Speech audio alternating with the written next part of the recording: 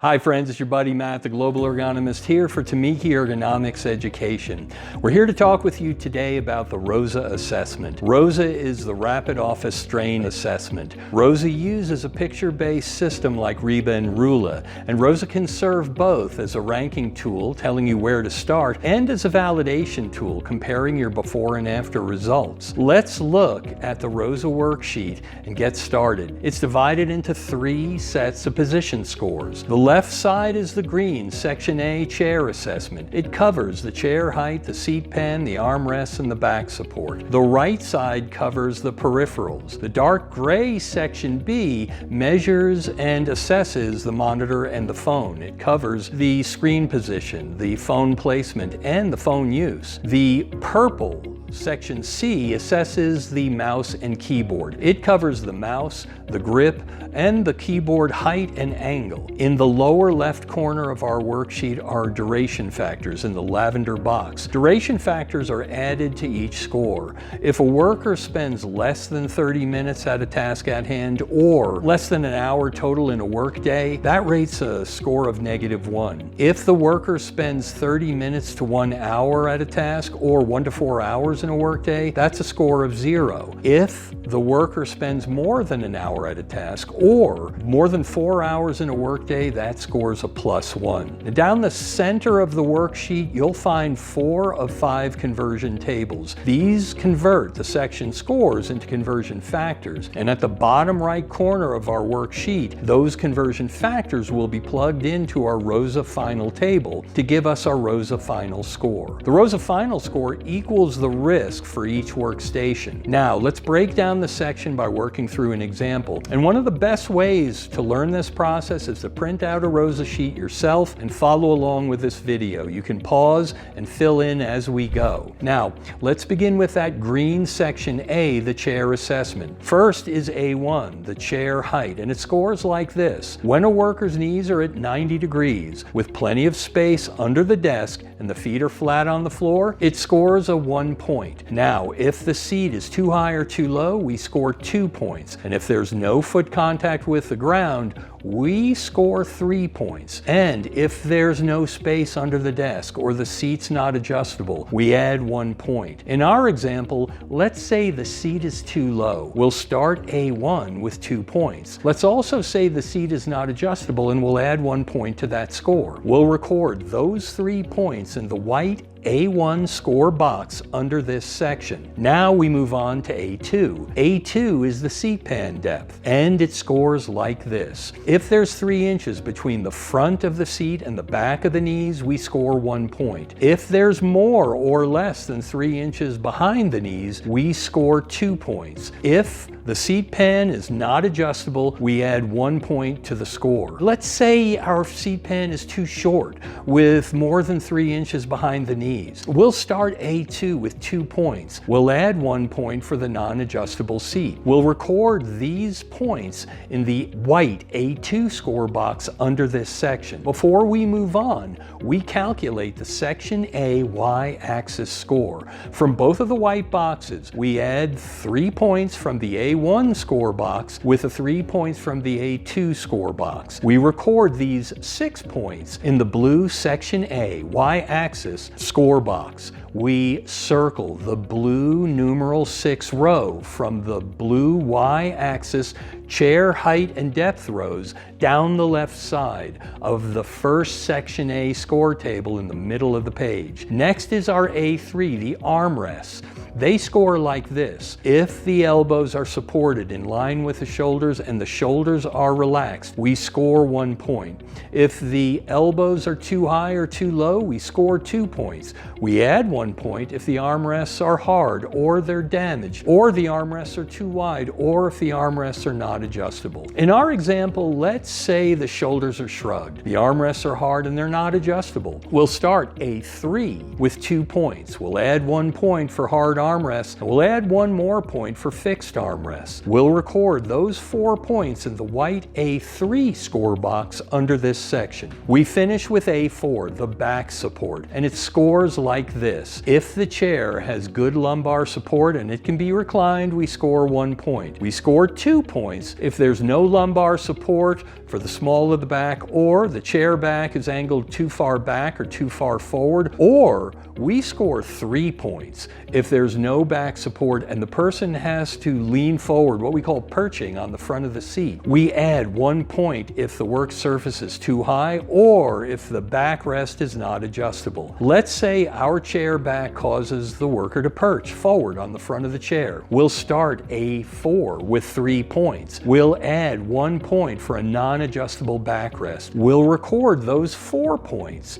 in the white A4 score box under this section. We add the 4 points from our A3 score box with the 4 points from our A4 score box, and we record those 8 points in the green box for the Section A X-axis score. We circle the numeral 8 column from the green X-axis. These are the armrests and back support columns across the top of the Section A score table. Now we can find our Section A score. Where our blue row 6 Y-axis chair height and depth meets our green column 8 X-axis armrest and back support, we find our Section A conversion table, the numeral 8. We record that numeral 8 green Section A box beneath the table. Let's say our worker spends more than 4 hours in a workday sitting in this chair. We record 1 point in the lavender box and we add our duration score of 1 to our Section A score of 8 to arrive at our chair ROSA score of 9. We record that chair ROSA score numeral 9 in the yellow chair ROSA score box under our Section A table. We then circle row 9 in the yellow chair ROSA rows down the left side of the ROSA final conversion table at the bottom right corner of our worksheet. We're now ready to move on to the dark gray Section B monitor and phone assessment. We start with B1, the monitor.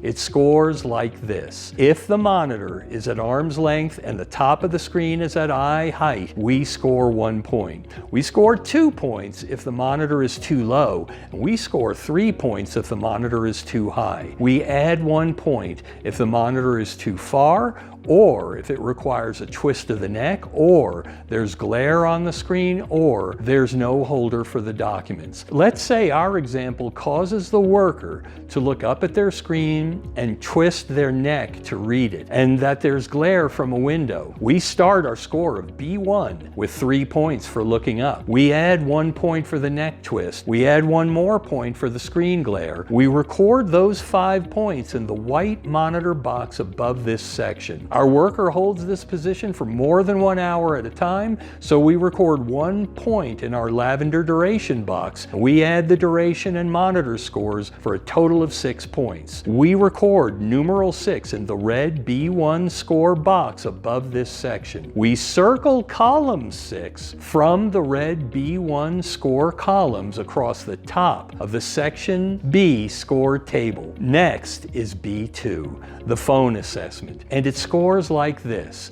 If the operator is using a headset or has one hand on the phone with a neutral neck position, we score 1 point. We score 2 points if the phone is too far out of reach or the neck and shoulders are holding the phone. And if there are no hands-free options, we add 1 point. So let's say in our example, the phone is out of reach and there's no hands-free option. Our worker holds this position for more than an hour at a time. We start our score of B2 with 2 points for reaching for the phone. We add 1 point for no hands-free option. We record those 3 points in the white phone box above this section. We record 1 point in the lavender duration box. We add up and record those 4 points in the orange B2 score box above this section. We circle the numeral 4 row in the orange B2 score rows down the left side of the Section B score table. Next, we find where the red B1 column 6 meets the orange B2 row 4, and we find our section B conversion factor of 7. We record that numeral 7 in the gray section B score box beneath the table. This brings us to the purple section C, the mouse and the keyboard assessment. We start with C1, the mouse. It scores like this. If the mouse is operated in line with the shoulder, we score 1 point. We score 2 points if reaching for the mouse is required, and the mouse and the keyboard are on different surfaces. We add 1 point if there's a pinch grip on the mouse or there's no palm rest for the hand. In our example, the mouse requires a reach and there's no palm rest. The worker holds this position for more than 4 hours in a workday, so we start our score of C1 with 2 points for reaching for the mouse. We add 1 point for no palm rest. We record those 3 points in the white mouse box above this section. We record 1 point in the lavender duration box, and we add those 2 and record the 4 points in the green C1 score box above this section. We circle the numeral 4 column from the green C1 score columns across the top of the third section C score table. Now to C2, the keyboard. It scores like this. If the wrists are straight and the shoulders are relaxed, we score 1 point. If the wrists are lower than the knuckles, we score 2 points. We add 1 more point if there's a wrist deviation while typing, or if the keyboard is too high, or if there's reaching for overhead items, or if the platform is not adjustable. For our example, the keyboard keeps the knuckles above the wrist. It also is too high and the shoulders are shrugged. And let's add 1 point for it not being adjustable. Our worker also holds this position for more than 4 hours in a day. We start our score of C1 with 2 points for extended wrists. We add a point for high position and another point for not being adjustable. We record those 4 points in the white keyboard box above this section. We record 1 point in the lavender duration box. We add and record those 5 points in the brown C2 score box above this section. We circle row 5. From the brown C2 score rows along the left side of the section C score table, we find the green C1 column 4, and where it meets the brown C2 row 5, we find the section C score of numeral 4. We record that numeral 4 in the purple section C score box underneath the table. Our fourth conversion table is the monitor and peripheral ROSA table, and we take the numeral 7 from the gray section B score box. We circle the numeral 7 row in the gray section B score rows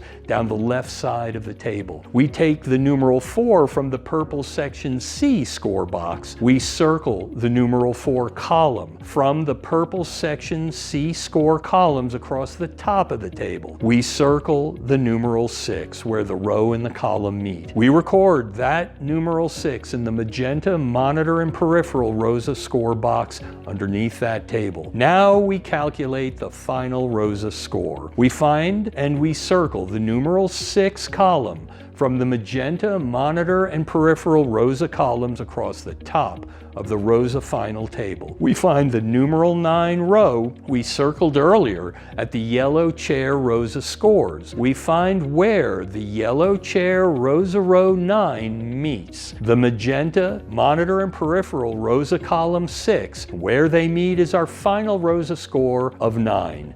We finish the worksheet by writing the numeral 9 into the dedicated ROSA final score box at the bottom right corner of our worksheet. The ROSA final score equals the exposure to risk at the computer workstation.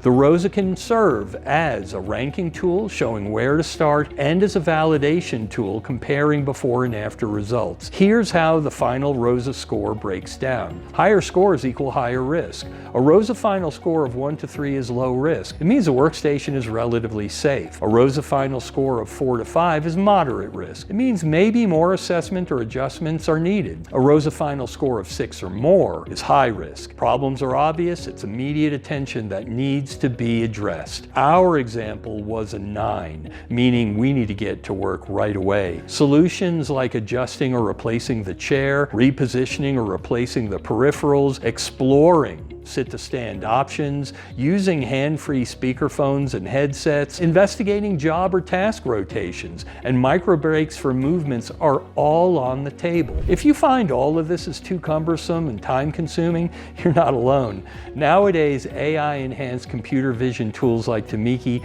can finish and accomplish this in seconds. So go check it out and learn more. And until next time, this is your buddy Matt, the Global Ergonomist for TuMeke Ergonomics Education, reminding you to use AI to work smarter, not harder. See you next time, everybody. Bye-bye.